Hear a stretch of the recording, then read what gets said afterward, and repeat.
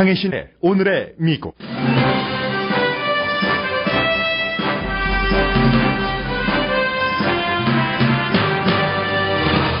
유권자의 지지율과는 별도로 힐러리 클린턴 후보의 입장이 언론의 보도로 인해서 난처해졌습니다. 클린턴 재단이 트럼프 후보의 표현처럼 클린턴 헤지 펀드라는 지적이 자주 들립니다. 도널드 트럼프 후보도 이민에 있어 왔다 갔다 하는 발언을 하고 새로운 그의 선거 참모는 가정폭력으로 기소된 일이 있는 사람입니다. 캘리포니아주에 아직도 백인만이 주차할 수 있다는 룰이 존재합니다. 미국인의 4분의 3은 성전환자의 권리를 연방법으로 보호해야 한다고 생각합니다. 한인 동성애자 영화인들이 만든 코리아타운 드라마 스팟라이트이 미국 언론의 관심을 받으면서 오늘 개봉합니다. 이 영화에는 오늘의 미국 후원업체인 위스파도 나옵니다. 2, 4분기 미국 경기 성장은 예상보다는 나빴지만 전문가들은 그럴 만한 이유가 있다고 보면서 3, 4분기는 좋아질 것으로 전망합니다. 사람을 살린다는 제약회사가 탐욕으로 약값만 올리는 행태에 대한 글이 LA타임스 비즈니스면에 실렸습니다. 이 기사를 쓴 사람은 주요 보도상을 받은 칼럼니스트입니다. 강아지가 늑대에서 인간의 친구가 되게 된 미스테리어스한 역사를 타임이 전했습니다.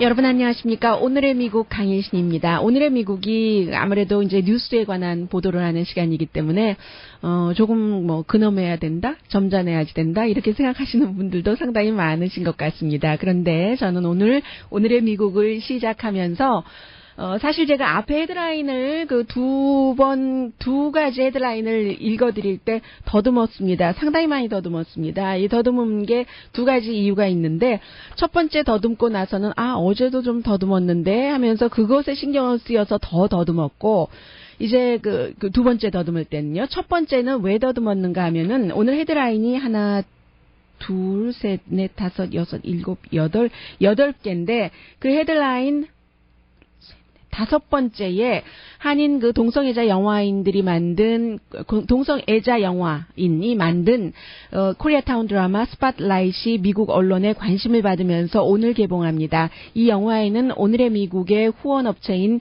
위스파가 나옵니다라고 썼거든요.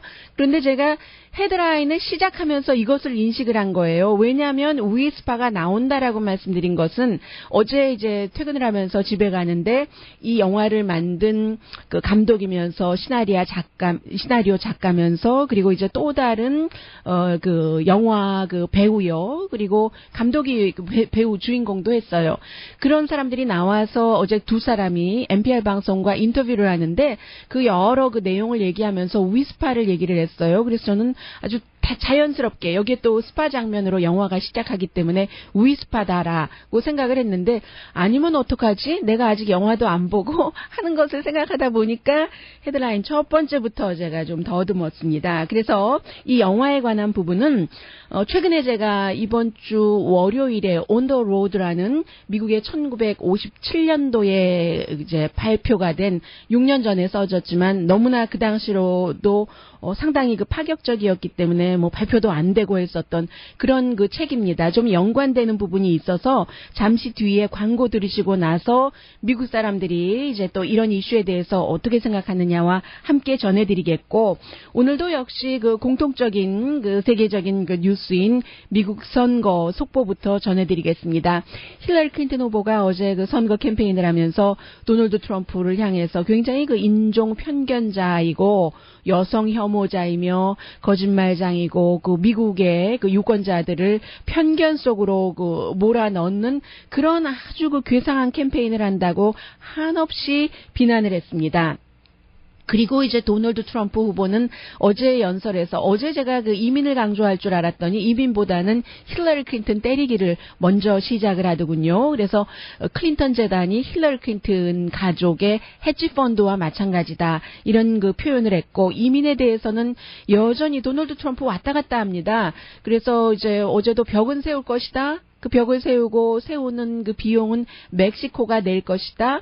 또 다른 이제 앤더슨 쿠퍼와의 인터뷰에서도 뭐 많은 사람들을 추방할 것이다라고 얘기를 했습니다. 물론 이제 그 범죄 전력이 있는 사람을 우선으로 말을 했지만, 그래서 완전하게 그 셋업되지 않은 이제 그 셋업된 이민에 관한 연설을 곧 한다니까 그것은 두고 봐야지 되겠고, 그 사이에 이제는 그 NPR 방송까지도 힐러리 클린턴 후보와 빌 클린턴 전 대통령, 힐러리 클린턴의 국무장관 시절과 이 클린턴 재단을 이제 한꺼번에 몰아서 이게 트럼프 쪽에서 얘기하는 것도 상당 부분 일리가 있다는 이런 식의 보도를 하기 시작하거든요.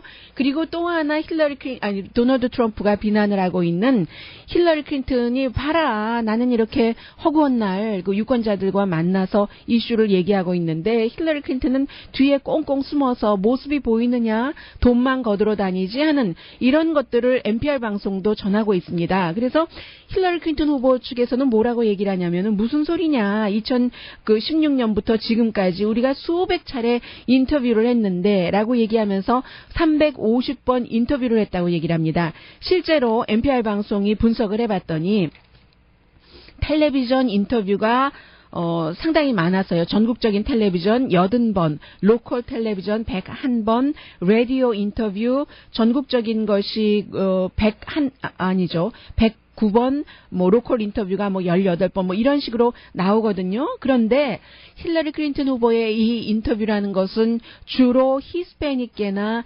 라티노 그 커뮤니티, 로컬이 더 많습니다. 이 전국적인 인터뷰보다. 그리고 아주 짧게 하고 하는 것이고, 신문은 굉장히 싫어해요. 신문과의 인터뷰는 불과 10몇 번, 20몇 번 했은 그럴 정도고, 디지털 언론과의 인터뷰는 거의 하지 않았다고 봐도 무방할 그런 정도입니다. 그러니까 여기서 말하는 기자회견이라는 것은 도널드 트럼프 후보가 이렇게 연설을 하고 나서 어떤 때는 기자회견을 하잖아요. 그리고 기자들도 이제는 그런 것 없어졌어요.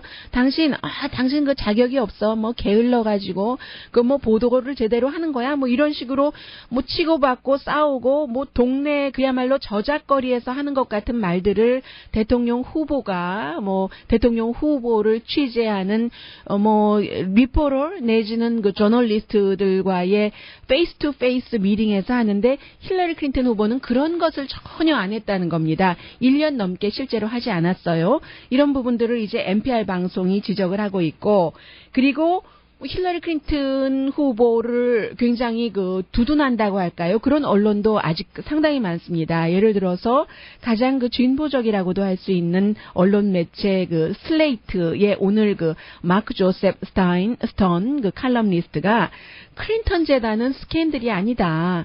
정말 좋은 현상이다. 수 없는 사람들을 살려낸 성공한 그런 재단, 성공한 현상이라고 얘기를 하고 있습니다.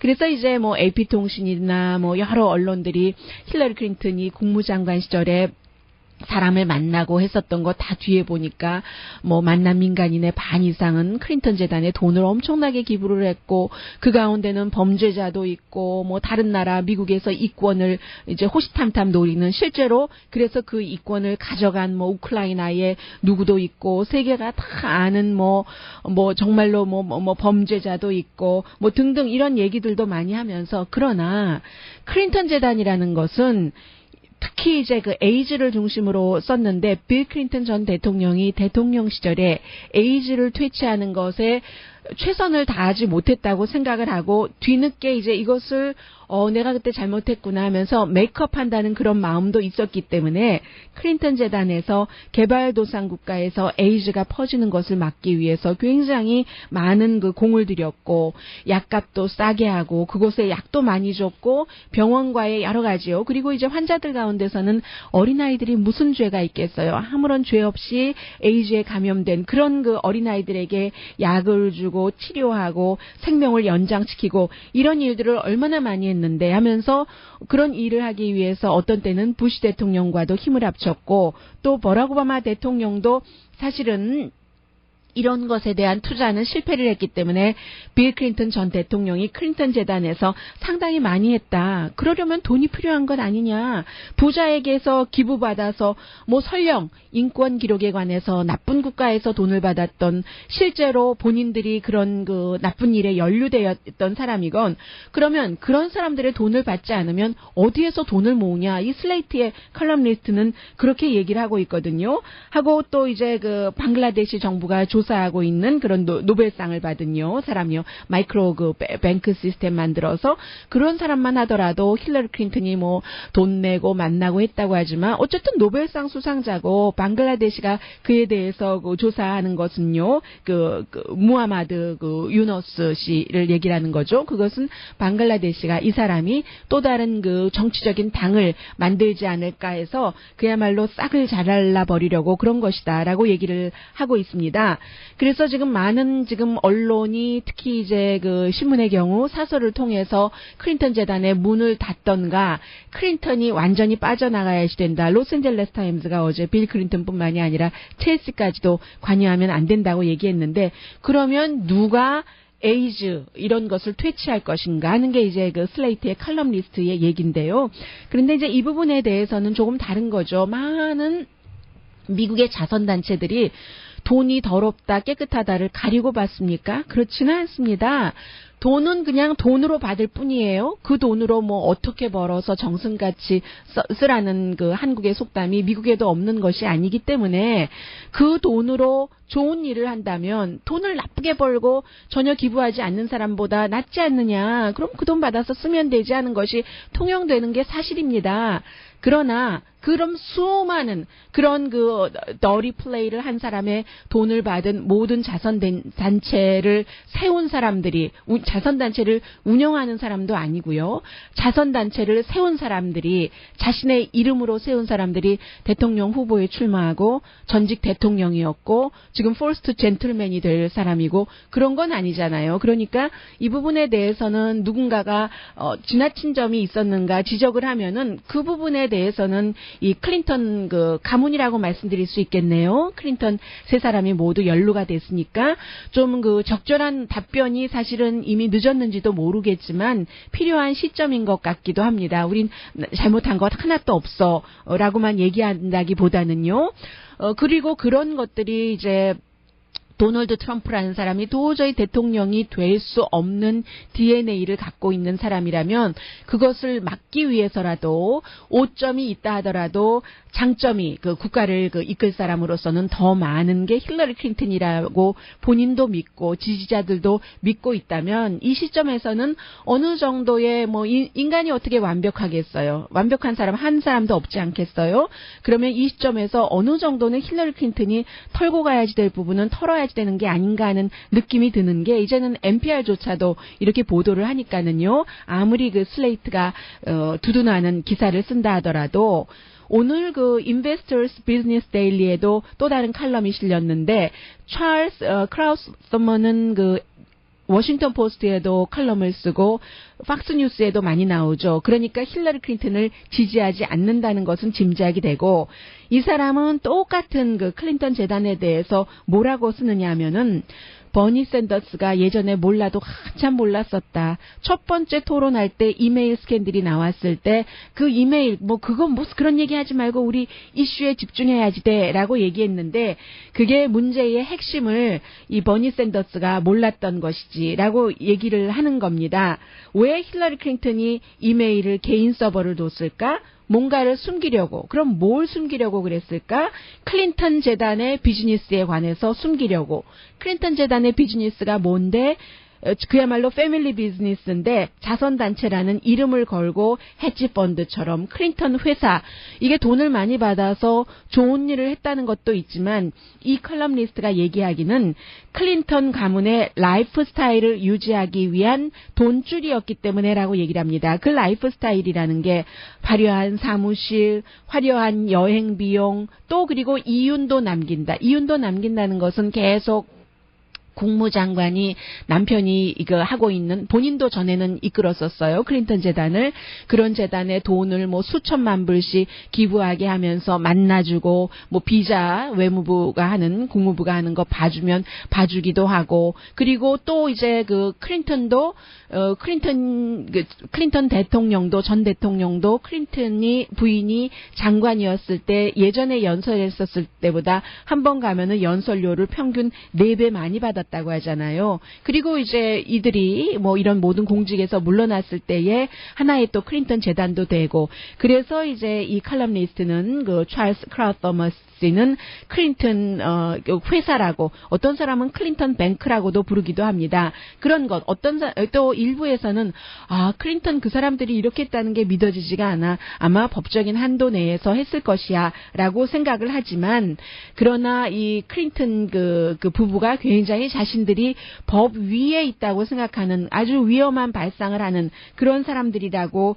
얘기를 한다는 거죠. 그래서 결국은 다른 모든 사람들과 마찬가지로 이 클린턴 부부도 이것들을 그 뇌물이라고 생각을 하고 있거든요. 뇌물, 클린턴 뇌물의 표준이라고 제목을 달았던데, 이런 그 다른 사람들이 다 하는 것과 마찬가지로 부패를 아주 그 당연히 받아들이고 그게 아주 그 표준이 됐기 때문에 이럴 수 있는 사람이다 하는 이런 그 비난들도 힐러리 클린턴, 또 빌 클린턴, 뭐 재단, 전 장관, 현 후보 사이에 계속 그 이어집니다.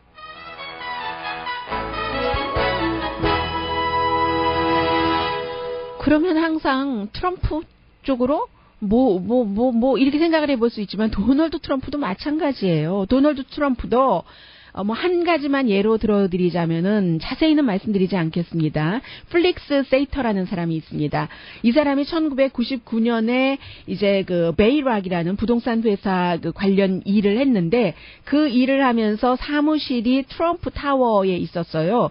그래서 이제 나중에는 도널드 트럼프와 함께 뭐 공동으로 투자를 하기도 하고 했는데, 도널드 트럼프가 어느 시점에선가부터 이 사람과 거리를 두기 시작합니다. 이 사람은요, 비즈니스맨이긴 하지만 마피아와도 연관이 있다는 것이 뭐 드러나기도 했고, 아니라고도 하고, 법적인 소송도 걸려 있고, 그리고 블라디미르 푸틴 러시아 전 대통령에게 굉장히 충성스러운 사람이에요. 그러니까 당연히 뭐 러시아라든가 이런 관련 일도 하는데, 이 사람이 도널드 트럼프가 최근까지 굉장히 거리를 두다가 언제였다고 하던가요?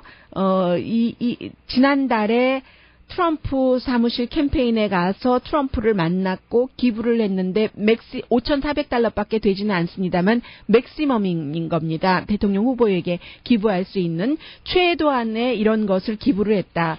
그러니까 그러면 뭐 도널드 트럼프도 마피아와도 연관이 있는 사람에게도 돈 받는 게 아니냐. 그리고 또 하나는 어쩌면 더 중요하다고도 할 수 있는데요. 여러 번 갈린 그 캠페인의 CEO, 이번에는 그 스티븐 그 배눈이잖아요. 너무나 그 잘 알려진 뭐 보수라고도 보수를 넘어서 이제 이 사람이 갖고 있는 인터넷의 그 웹사이트요, 브레이트바트는 굉장한 뭐 영향력을 발휘를 하고 있는데, 이 사람을 캠페인 CEO로 받아들였는데, 이 캠페인 CEO가 플로리다주에 한 번도 뭐 살지도 않았던 그런 집으로 그 자신의 유권자 등록 그 주소를 옮겨서 유권자 등록을 했답니다. 플로리다. 그리고 이제 그곳에서 많이 스윙 스테이트잖아요. 어떤 지금 캠페인을 하고 있고, 이 집은 엑스와이프가 여러 명인데 엑스와이프 가운데 한 명인 다이안 그 클로시가 뭐 별로 살지도 않았대요. 그냥 뭐 부자들이니까 뭐 집만 두고 그곳에 지금 그 주소를 두고 그렇게 한 것이고, 이 사람은 그 오렌지 카운티에 집이 있어요. 캘리포니아주에 집도 있고, LA에도 뭐 공동 소유의 그 콘도미니엄도 있고 하거든요. 그런데 이제 영국 신문 가디언도 이제 이 내용에 대해서 보도를 하고 있는데, 이와 함께 또 이 사람이 그 와이프를, 엑스와이프가 많으니까 제가 몇 번째인지는 잘 모르겠습니다. 엑스와이프가 또 미국 언론과도 인터뷰를 했어요. 잡지 그 폴리티코라든가 또 뉴욕 포스트와 인터뷰를 했는데, 1996년도에 자신과 같이 살 때 가정폭력으로 이 사람이 그 기소된 적이 있다는 이제 그런 인물입니다. 있다. 그러니까 트럼프 주변 인물들도 그렇고 트럼프에게 뭐 후보에게 뭐 기부를 하는 사람들도 그렇고 글쎄요. 깨끗한 게 어딨어라고 또 여기서도 말하자면은 할 말은 없습니다만 그래도 역대 대통령 후보들 가운데 이 정도의 스캔들은 없었었거든요. 또 하나 공화당에서는 공화당 그 유권자 등록이 굉장히 지금 민주당보다 잘 되고 있다는 것 오늘 그 뉴욕타임즈가 보도하더군요. 오늘의 미국은 전문가가 추천하는 이민법 가정법 전문 제인정 종합법률사무소 자동차 에어컨 점검과 수리 최저 가격을 보장하는 금호 타이어 전문 스토어 부에나팍의 타이어스 포 유 건강하고 아름답게 나만의 시간을 즐길 수 있는 위스파, LA 최고의 찜질방 위스파, 편한 마음으로 맡기면 모든 치아 문제를 해결하는 아로마센터 2층의 종합치과 이편한치과, 한국에서의 명성 그대로 한약 잘 짓는 현대판 대장금이 진료하는 제중한의원 공동펀입니다. 잠시 뒤에 오늘 제가 보러 갈 영화 스팟라이트 거기에 위스파에서 촬영했는지 봐야지 되겠어요. 오늘의 미국 후원해주고 계시는데 그리고 그 스팟나잇이죠. 스팟나잇과 며칠 전에 읽은 On the Road라는 그 Beat Generation 이 책은 제가 What is History E.H.카의 역사란 무엇인가를 다시 읽으면서 거기에 이제 Beat Generation이 나와서 이제 그 책을 읽게 됐는데 이게 좀 연결이 되는 것 같고요. 미국의 사회와도 함께 잠시 뒤에 전합니다.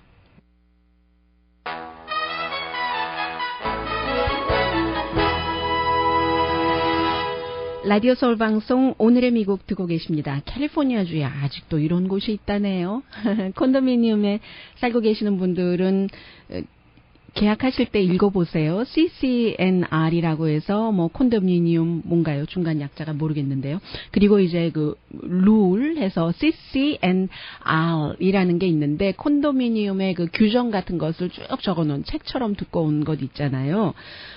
그런 것을 지금 그 포스터라는 라스 네임이요. 그 집이 캘리포니아주의 그 세크라멘토 인근이라죠. 네, 그 가까이에 엘도라도 힐즈라는 곳으로 이사를 갔는데 이 콘도미니엄의 룰이 적혀 있는 CCNR을 보고 깜짝 놀란 겁니다. 왜냐하면 그 파킹랏은 100인만 사용할 수 있다. 예외가 있는데 백인 가정이나 입주자, 뭐 렌트도 주니까요. 아니면 오너에 의해서 고용된 사람은 백인이 아니라도 사용할 수 있는데 아니면은 안 된다. 이런 그 룰이 있는 거예요. 그래서 이제 최근에 이사를 간 그 포스터라는 그 라스트 네임의 가정에서 이걸 보고 이런 일 1961년부터 그랬다는 거거든요. 그 룰이 있었다는 얘기입니다. 그런데 뭐 요즘에는 사람들이 어떤 사람들에게 물어보니까 그 ABC 방송에서 보도하는 거 봤는데요. 어떤 사람은 나 그런 룰이 있어요. 우리 콘도에 모른다고 하고 어떤 사람은 알긴 알았지만 뭐 그거 신경 씁니까? 지금 요즘에 뭐 세크라멘토 인근에 지금 이 콘도미니엄에 백인이 더 많아요. 백인 아닌 사람이 더 많아요. 그리고 뭐 그거 뭐 지켜지지도 않을 건데 이렇게 생각을 한답니다. 그런데 항상 미국 사람들 가운데서는 뭐 잘못된 게 있으면 바꿔야죠 하는 그런 아주 그 훌륭한 뜻을 가진 그 시민들이 있잖아요. 그래서 그 이제 시민 그런 사람의 뭔가 뭐 요청에 의해서 결국은 관계 당국이 지난 뭐 한 몇 년 동안 뭐 일을 했다든가요. 해서 이게 연방법으로도 위반이잖아요. 지금 부동산 업종에서 일을 하고 계시는 분들이 또 오늘의 미국 많이 들으시니까 아시겠지만 주택법에도 연방 그 주택법에도 뭐 그 색깔에 의해서 차별을 당하거나 아니면 부동산 에이전트도 이 사람을 이쪽으로 소개를 하고 이런 거 다 법에 어긋나는 거잖아요. 해서 지금 이 지역에서는 그 콘도 룰을 이제 바꾸는 거 시작을 했답니다. 뭐 한 군데가 아닌가 보죠. 그러니까 관계 당국이 이제 발벗고 나섰다는 그런 얘기고요. 그리고 이제 또 하나는 오늘 그 잡지 그 아틀란틱이 보도를 한 것인데 뭐 간단히 전해드릴게요. 미국 사람들이 지금 어느 정도냐면요. 한 4분의 3 정도는 아틀란틱이 직접 그 조사를 했어요. 이 잡지는 워낙에 그 신뢰도가 있는 잡지이기 때문에 뭐 믿을만하다고도 말씀드릴 수 있겠는데 4분의 3 정도는 성전환자들이 그들의 그 권리를 그 지킬 수 있도록 연방 법으로 보호를 해야지 된다. 보호도 아니에요, 사실은. 그들의 권리를 지키는 그런 그 연방법이 있어야지 된다고 4분의 3 정도가 생각을 한답니다. 이게 이제 지금 캘리포니아주도 마찬가지지만 미국의 수많은 주에서 뭐 성전환자 학생들 얼마 되지 않는데 이 학생들이 골림을 당하고 때로는 뭐 위험하기도 하고 하니까 뭐 본인이 원하는 그리고 정체성이기 때문에 원하는 성에 의한 태어난 성이 아니라 화장실이나 락커룸을 사용할 수 있게 해야지 된다. 이런 것이 통과되는 주가 많잖아요. 그러니까 이제 이렇게 그 언론 매체에서도 여론조사를 하는데 4분의 3은 뭐 그 권리 인정한다는 얘기입니다. 그리고는 이제 오늘 그 개봉이 될요, 선댄스 선셋 시네마 웨스트 헐리우드에 있는 로스앤젤레스에서는 이곳에서 개봉을 하고 이 영화에 대해서는 작은 영화인데도 스파라이트예요. 우리 다니는 스파요. 스파 라이트이 아니라 밤이네요. 스파 나이트. 스파의 밤입니다. 이 영화가 이제 한인이 감독을 하고 시나리오를 쓰고 주연을 하고 한인 배우들이 나오는 또 어머니 아버지도 나오는 그런 영화인데 오늘 로스앤젤레스 타임즈는 아주 그 작게 리뷰를 했고요. 며칠 전에 뭐 뉴욕 타임즈 미국의 뭐 거의 모든 영화를 리뷰하는 그런 그 중요한 곳에서는 다 리뷰를 하는데 굉장히 좋게 나왔습니다. 로스앤젤레스 타임도 인상적인 그 데뷔 코리아타운 드라마라고 표현을 하고 있어요. 스파에서 이제 주로 일어나는 그런 주로 일어나는 게 아니라 주인공이 이제 그 스파에서 나중에 일을 하니까 그렇게 되는 건데 이것은 이민자의 스토리이기도 하고 코리안 아메리칸 이민자인데 이 아들이 이제 그 동성애자인 거죠. 제가 완전한 스토리는 저도 모릅니다. 보통 이제 스토리 같은 걸 안 읽고 영화 보러 가거든요. 그런데 어제는 우연찮게 정말 이 감독과 배우가 나와서 NPR 방송에서 인터뷰하는 것을 들으면서 집에 갔는데 집에 가기 전에 제가 마켓을 잠깐 들렀는데 그 마켓 들를 때 뭐 그로서리 스토어 얘기도 나오고 스파 얘기도 나오고 했었습니다. 그래서 로스앤젤레스 타임즈부터 정리를 해드리자면 사진에 아버지와 아들이군요. 아버지가 아들보다 작아요. 아들이 18살입니다. 시간이 있으면 이제 막 근육 키우기도 하고 했었던 아주 건장하고 잘생긴 아들이에요. 감독이 직접 18살 청년을 연기를 했습니다. 그에 비해서 아버지는 이민자 아주 좀 뭐라고 말씀드릴까요? 위축됐다고 할까요? 그런 그 아버지의 모습으로 조금 적막하다고도 할 수 있는 그 배경에 서 있는 사진을 썼는데 전형적인 코리안 아메리칸의 그 이민자 부모들, 그 이민 가정의 미국의 스토리라고도 볼 수 있다. 부모는 이민자인데 자녀들은 이미 그 동화가 된 거죠. 어느 정도. 게다가 젊은 게이맨의 어떠한 그 성적인 것의 눈뜸이라고 할까요? 전통과 개인 아이덴티티 사이에서의 긴장. 코리안 가정에서 교회 가는 엄마 아빠를 둔 가정에서 대학교에 가서 잘 살아주기를 바라는 그런 부모가 있는데 또 착해요. 복종적이고 내가 개인으로 눈을 뜨는 그런 것이죠. 해서 이제 시나리오 작가면서 감독이고 18살까지 이제 그 18살 청소년을 연기한 이 감독이 첫 장면이 그렇답니다. 아버지, 숨을 쉴 수가 없어요. 이런데 이제 스팀룸, 그 코리안 가족들이 많이 가잖아요. 스파에. 더워서 그렇다는 얘기인데 나중에는 이제 보면은 그게 다 함축된 거죠. 대학, 학위, 직업, 결혼, 뭐 코리안 워먼과 결혼을 해야지 되는가 하는요. 트레일러를 조금 맞춰놨는데 트레일러 한번 조금 들어보실까요? 한국말이에요. 이중언어로 돼 있기 때문에 한국말로 돼 있어서 좀 들립니다. 근데 왜 여기서 일하고 싶어 하는 건데? 주인공이요? 부모님도 도와주고 싶어요. 부모님 돕기 위해서. 뭐 보험 그런 건 전혀 없고 대신에 일 끝나고 목욕은 마음대로 해. 건강이 좋잖아. 응? 네, 스파에서 이제 18살 청년이 정말 부모님이 가게에 문을 닫았고, 가게에 문을 닫으면서도요, 이웃에는 가게 아주 그 비싼 값에 팔렸다고 얘기를 하는데, 아니죠. 잘 안 돼서 닫은 거예요. 부모님도 도와드릴 겸, 또 부모님을 떠나고 싶기도 하고 해서 이제 스파에서 일을 하면서 다른 남성들이 목욕하는 것을 훔쳐보고 뭐 그런 거예요. 싶었어. 아빠가 더 잘할 수 있을 거라고 생각했었는데. 나는 어떻게라도 살아보려고 죽어라고 일하는데 어떻게 이렇게 맨날 술에 쪄들어서 살아. 남편이요. 아들이 뛰어갑니다. What are you looking at? 또 다른 남자를 만납니다. 네, 영화 한번 보세요. 그래서 어떻게 나는 죽어라 하고 일하는데 당신 찌들어서 살아 하는 게 당신이 술에 찌들고 싶어서 찌든 게 아니라 열심히 일했는데도 안 되고 가게 문 닫아야지 되고 아버지도 견디지 못해서 그래서 이제 그 술에 쪄들 수밖에 없는 그런 이민 가족의 절망, 메인스트림에 다가갈 수 없는 그 사이에 이제 이 아들이 태성이라는 다른 청년을 만나고 하는 그런 영화입니다. 착한 아들에게 아버지 얘기 들으셨잖아요.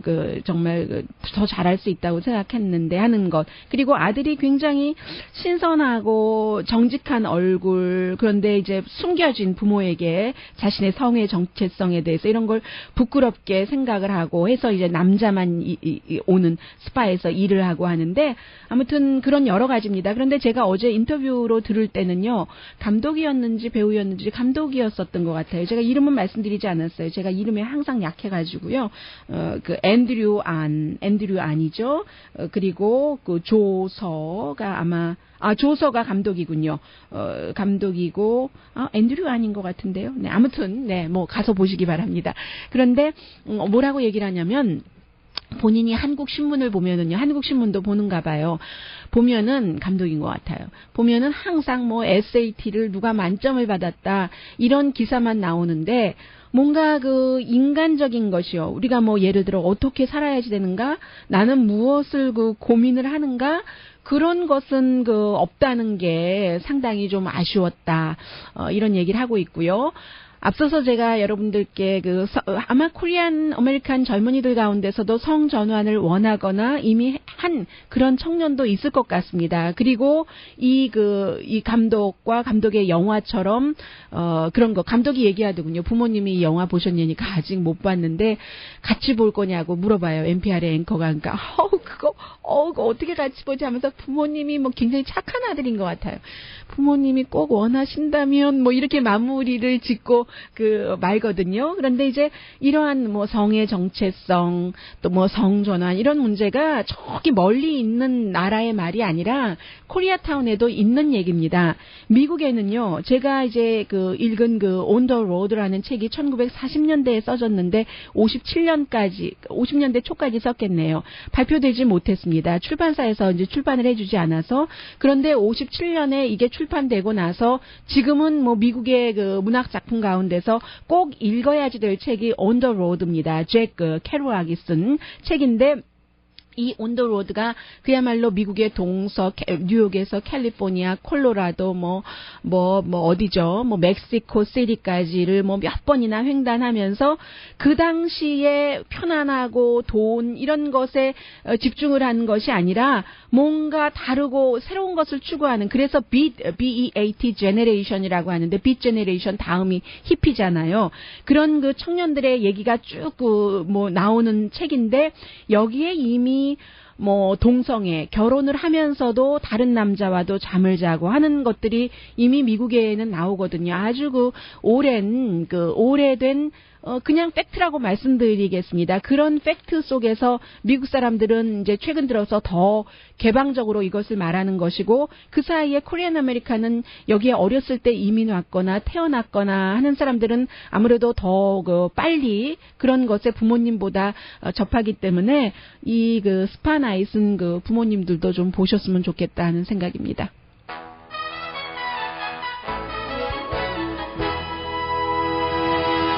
라디오 서울 방송 오늘의 미국 듣고 계십니다. 네, 뭐 중요한 그 보도상도 많이 받은 그 칼럼니스트입니다. 데이빗 라자러스 씨가 오늘 LA 타임즈의 이제 그 제약회사가 뭐 약값을 올리는 것을 이게 이제 그 막게 되는 그런 그 법안 같은 것이 통과되면은 결국은 환자에게 나쁘다 하면서 제약회사가 열심히 돈을 써가면서 홍보를 하고 있는데 그것은 제약회사의 탐욕이다 하는 글을 썼습니다. 그래서 이제 비즈니스 일면에 실렸는데 수많은 돈을 지금 캘리포니아주뿐만이 아니라 많은 곳에서 약값이 너무 비싸잖아요. 처방 약값이. 그러니까 이제 여러 가지 법안들이 나오고 있는데 제약회사들에서 거의 2억 5천만 달러 정도를 17개의 법안이 통과되지 못하도록 막는데 지금 홍보하는 비용으로 쓰고 있답니다. 그래서 캘리포니아주 분들은 그 Drug Price Relief Act라고 해서 이제 약값을 예를 들어서 처방 약값을 뭐 메디칼이나 다른 프로그램으로 당연히 모든 거 가능하지 않는 거 많잖아요. 지금 보험도 안 되는 약도 있고요. 가능하게 하고 그리고 이제 그 제양군인청에서 이제 그 책정해 놓은 어떤 것처럼 제양군인청이 책정해 놓은 그런 것이 좀 그 약도 좀 싸기도 하고 뭐 그런 것 아니겠어요? 나라를 위해서 목숨을 내놓고 싸웠던 군인들을 위해서 하는 그런 거니까. 그러면 일반 제약회사에서 받는 약값보다는 당연히 싸지고요. 이런 것을 통과시키지 않게 하려고 캘리포니아주 하나 것만 가지고도 이 제약회사가 지금 1억 달러를 들여서 홍보를 하고 있는데 캠페인을 하고 있는데 통과시키면 안 된다. 약값은 계속 이 정도는 돼야지 된다 하는 것이요. 상원에서도 웨스트 코비나가 지역구인 그 에드 헤르난데스 상원 의원이 약값을 너무 비싸게 하지 못하게 하려고 이제 제약회사가 약값을 올릴 때는 구체적으로 왜 올려야지만 되는지 이런 것을 이제 명시하도록 하는 법안을 냈다가 지난주에 포기하고 말았습니다. 로비스트들의 로비가 이만저만한 게 아니에요. 그래서 유권자들이 누구 투표할 때 이 사람 제약회사 거 보고 돈 받았나? 뭐 자동차 회사에서 돈 받았나? 이런 거 사실은 다 봐야지 되는 거죠. 뭐 심지어는 그 C형 간염 그 치료제는 한 알에 $1,000잖아요. 저 이 약 먹고 치료된 사람 잘 아는 사람이 있습니다. 치료는 돼요. 근데 한 알에 $1,000나 하는 거. 그러면 뭐 제약회사에서는 이거 연구하려면 비용이 얼마나 드는데요? 라고 얘기를 하죠. 그런데 지나치다는 얘기입니다. 미국의 탑 10개의 잘 팔리는 약 가운데 4개는 2011년 이후 약값이 2배가 올랐고 그 가운데 6개는 적어도 50%나 올랐는데 제약회사는 마치 사람들을 인질로 잡고 있는 것과 같다. 생명을 구한다고 하면서 그 약이 사람 손에 닿지도 않는데 그게 무슨 구원투수냐라고 얘기를 하고 있거든요. 그래서 이제 결국은 어떻게 얘기를 하냐면 제약회사의 탐욕은 뭐라고 말하냐면 지금 이제 가장 그 예로 든 약이 에피펜스라는 엘러지 약이 있다면서요. 가장 그 평범한 엘러지 약을 밀란이라는 회사에서 만드는데 이 밀란의 CEO가 돈을 얼마나 버는가를 갖고 얘기를 합니다. 이 컬럼니스트가 이 밀란의 CEO가 그 민주당의 그 상원 의원 조세 마친 그 웨스트 버지니아가 지역구인 그 의원의 딸인데 2007년도에는 받는 돈이 250만 달러였는데 2015년도 불과 몇 년이에요. 8년 뒤에는 1,900만 달러로 늘었다는 얘기입니다. 이렇게 이런 사람들 돈 많이 주려면 약값을 올릴 수밖에 없잖아요. 그래서 이 제약회사가 약값을 올리는 것을 조금 늦출 수 있고, 처방약으로 충분히 이제 보험으로 커버될 수 있고 하는 이러한 법안에는 이제 사람들이 유권자들이 투표를 해야지 된다는 뭐 그런 뉘앙스입니다.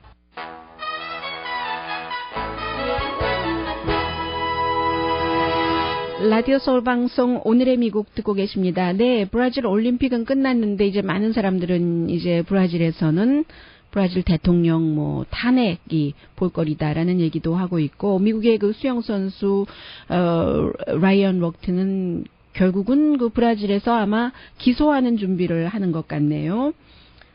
뉴스를 준비하다 보면요, 어떤 때는 이런 때가 있어요. 뭐 헤드라인이나 앞에 조금 이렇게 보다 보면은 이게 여러분들께 전해드리면은 참 좋을 것 같다 해서 따라가다 보면요, 어떤 때는 아주 긴 내용인데도 이거 내가 지금까지 왜 팔로우업을 했지, 다른 거 됐는 게 훨씬 날 뻔했어 하는 그 생각이 드는 게 있는데, 이 내용도 조금 그런데요. 이 시사주간지 타임이 제목은 이렇습니다. 인간의 그 강아지 사랑 뒤에 있는 미스테리어스한 역사. 얼마나 근사해요. 강아지 키우시는 분들도 많고. 그래서 쭉 읽었는데요. 일단 오늘의 미국을 후원해 주시는 분부터 불러드리고요. 오늘의 미국은 전문가가 추천하는 이민법, 가정법 전문 제인정 종합법률사무소, 자동차 에어컨 점검과 수리 최저 가격을 보장하는 금호 타이어 전문 스토어 부에나팍의 타이어스 포유, 건강하고 아름답게 나만의 시간을 즐길 수 있는 위스파, LA 최고의 찜질방 위스파, 편한 마음으로 맡기면 모든 치아 문제를 해결하는 아로마 센터 2층의 종합치과 이편한치과, 한국에서의 명성 그대로 한약 잘 짓는 현대판 대장금이 진료하는 제중한의원 공동펀입니다. 10시에는 좋은 아침, 좋은 하루 방송됩니다.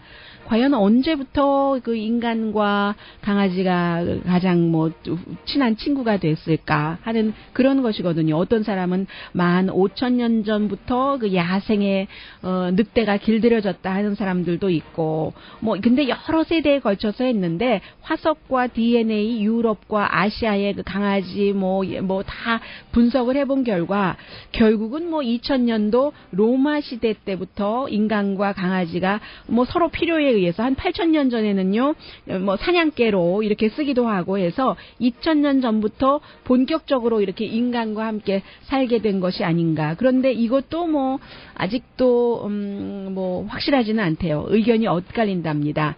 그래서 가장 인간의 오래된 동물 친구인지는 그건 모르지만 그래도 최고의 친구인 것만은 사실이잖아요. 이런 얘기였어요. 강혜신이었습니다.